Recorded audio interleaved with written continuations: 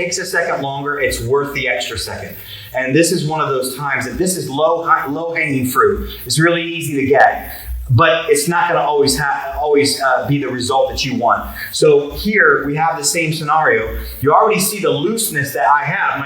I'm wrist deep over here. It's already very loose. But look how much space there is between he and I versus this. Okay, I've got space. So maybe I can get him pulled on. That's fine. I turn him, but look what happens when we land.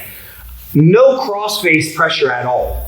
So as I come up, he can put his head inside and begin, coming back up to singles, retaining the guard, and then I may end up in this, I may end up hitting him. I may not. With the grip over the back of the jacket, there is a very high percentage chance that if you sweep your training partner, you're going to maintain that top position just because of the crossface. So keep those things in mind. This will work. All of those things will work. Not a bad thing to do if you need to do it. Not a bad thing to do if you want to do it. That other grip is going to make a big difference on how you land and the success of your sweep to end up in a cross-side position.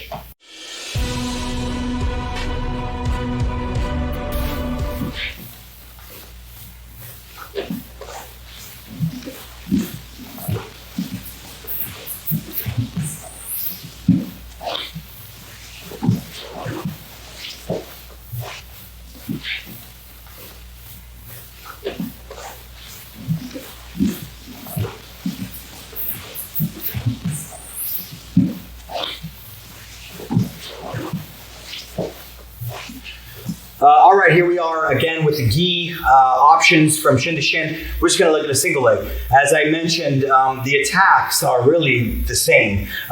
There are just additional things, and there are some additional offenses actually that we can do as well. But in this case, we're just looking at a single. But there are absolutely some things that you can do with the gi that you just can't without the gi. So Lance in the standing position. And I choose to go about a single leg with the same scenario.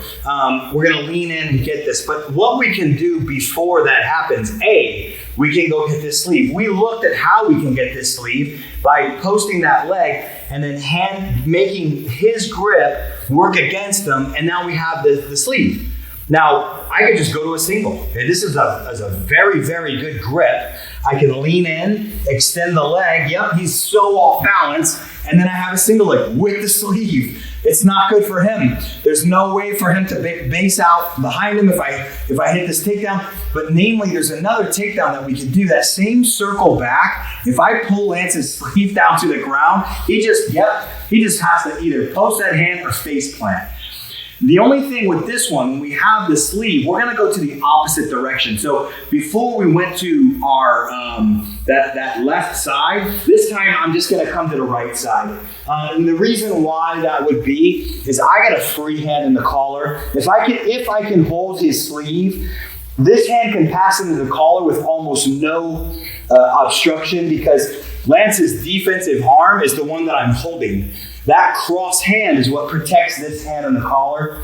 So if with the gi, we come to the opposite side and this hand can make it to the collar and I can immediately begin sitting and starting to hit clock chokes, to hit bow and arrow chokes, to get my opposite hand in the collar, etc., etc. So with the gi, I like to just drop the leg and go to that same side of a single because you have that hand goes in the collar so easy if you have that sleeve, or potentially so easy. So let's look at that one more time, and then we'll look at a second and third single.